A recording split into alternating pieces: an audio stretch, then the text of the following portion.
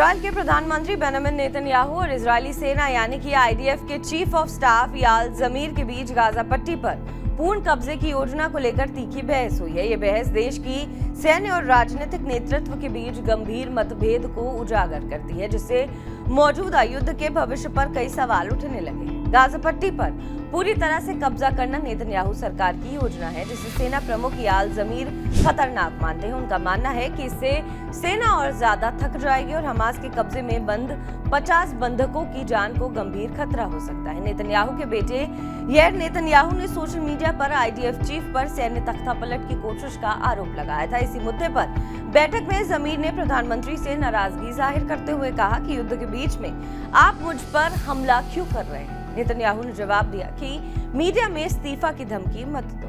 IDF प्रमुख का कहना है कि गाजा पर कब्जा सेना को थका देगा और बंधकों की जान जोखिम में डाल देगा। उनका सुझाव है कि गाजा शहर और अन्य इलाकों की घेराबंदी करके धीरे धीरे आगे बढ़ा दिया जाए, न कि पूरी पट्टी पर एक साथ कब्जा किया जाए। नेतन्याहू को अपने दूर दक्षिणपंथी गठबंधन सहयोगियों का दबाव है, जो लंबे समय से गाजा पर कब्जा चाहते हैं। इसी दबाव में उन्होंने गाजा पर कब्जे की योजना कैबिनेट में पेश करने को कहा है। उन्होंने जमीर से नई योजना तैयार करने को भी कहा है। वर्तमान में इजरायली सेना गाजा पट्टी के लगभग 75% हिस्से पर नियंत्रण पा चुकी है, लेकिन नेतन्याहू की योजना है कि अब पूरे गाजा पर नियंत्रण हो, जिससे वो इजराइल के सीधे अधीन आ जाए।